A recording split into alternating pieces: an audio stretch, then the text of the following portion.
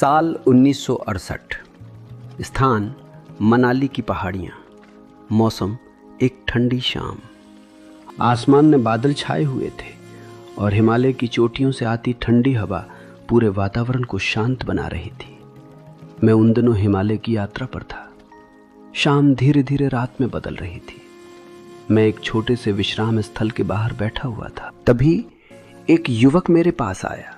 उसके चेहरे पर थकान साफ दिखाई दे रही थी। उसकी आंखों में बेचैनी थी। वो मेरे सामने बैठ गया और बोला, मैं बहुत परेशान हूँ। मेरे मन में हर समय नकारात्मक विचार आते रहते हैं। मैं उन्हें रोकना चाहता हूँ, लेकिन मैं हर बार असफल हो जाता हूँ। मैंने उससे पूछा, तुम अपने विचारों को रोकना क्यों चाहते हो? उसने उत्तर दिया, क्योंकि ये विचार मुझे जीने नहीं देते। मुझे डर लगता है, मुझे चिंता होती है, मुझे लगता है कि मेरे साथ कुछ बुरा होने वाला है। मैं मुस्कुराया। मैंने जमीन पर पड़ा एक सूखा पत्ता उठाया और उसे अपनी हथेली पर रख लिया। फिर मैंने उससे पूछा, क्या तुम इस पत्ते को देख रहे हो? उसने कहा, हाँ। मैंने कहा, अगर मैं इस पत्ते को अपनी मुट्ठी में कस कर पकड़ लूं तो क्या होगा? उसने उत्तर दिया, पत्ता टूट जाएगा। मैंने उसकी ओर देखा और कहा, बिल्कुल, यही तुम अपने विचारों के साथ कर रहे हो। तुम उन्हें पकड़ कर बैठे हो।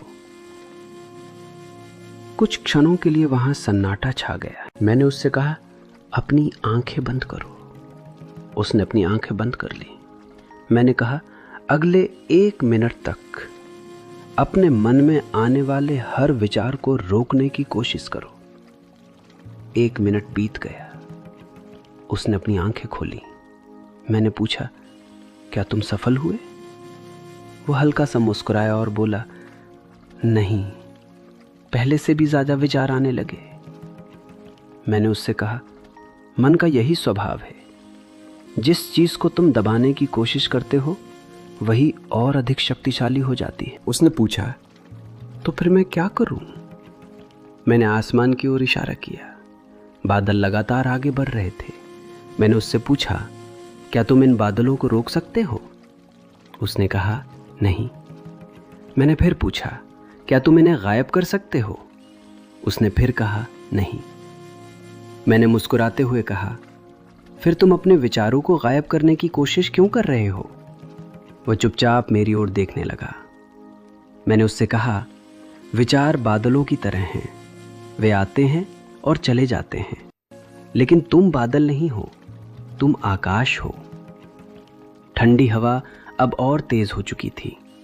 हम दोनों कुछ देर तक बिना कुछ कहे बैठे रहे। फिर मैंने उससे पूछा, तुम्हारे मन में नकारात्मक विचार सबसे ज्यादा कब आते हैं? उसने कहा, रात में, जब मैं अकेला होता हूं। मैंने कहा, यही कारण है। जब मन के पास कोई काम नहीं होता तब वो अतीत और भविष्य के बीच भटकने लगता है। वो पुरानी यादों को दोहराता है, वो भविष्य की कल्पना करता है और फिर चिंता पैदा होती है। उसने पूछा, क्या हर व्यक्ति के साथ ऐसा होता है? मैंने कहा, हाँ, लेकिन अंतर केवल इतना है कि कुछ लोग अपने विचारों के गुलाम बन जाते हैं और कुछ लोग उनके साक्षी बन जाते हैं। मैंने उससे कहा, अगली बार जब तुम्हारे मन में कोई नकारात्मक विचार आए तो उससे लड़ना मत। पोजेसिंग इस उससे देखना। अगर मन कहे कि तुम असफल हो जाओगे तो केवल उसे सुनना। अगर मन कहे कि तुम्हारा भविष्य अंधकारमय है तो केवल उसे देखना। उससे बहस मत करना, उसे सच मत मानना। धीरे धीरे सूरज पहाड़ों के पीछे छिप गया। चारों ओर अंधेरा फैलने लगा। युवक उठकर जाने लगा, लेकिन इस बार उसके चेहरे पर पहले जैसी बेचैनी नहीं थी। जाते जाते उसने मुझसे एक आखिरी सवाल पूछा, क्या नकारात्मक विचार कभी पूरी तरह समाप्त हो जाएंगे? मैं मुस्कुराया और उससे कहा, विचारों का समाप्त होना आवश्यक नहीं है। आवश्यक यह है कि तुम उनके स्वामी बनो, उनके दास नहीं। और आज मैं तुमसे भी यही कहना चाहता हूं। अगर तुम्हारे मन में भी बार बार नकारात्मक विचार आते हैं तो घबराओ मत। तुम अकेले नहीं हो। हर व्यक्ति अपने जीवन में इस संघर्ष से गुजरता है, लेकिन याद रखो, तुम्हारे विचार तुम्हारी पहचान नहीं है, तुम उनसे कहीं बड़े हो। जिस दिन तुमने अपने विचारों को केवल देखना सीख लिया, उसी दिन तुम्हारी स्वतंत्रता की यात्रा शुरू हो जाएगी। अपने मन से मत लड़ो, उसे समझो, उसे स्वीकार करो और फिर उसे मुक्त कर दो। मैं ओशो और मैं तुमसे केवल इतना कहना चाहता हूं, शांत रहो, साक्षी बनो, क्योंकि हर तूफान के बाद आकाश फिर से शांत हो जाता है।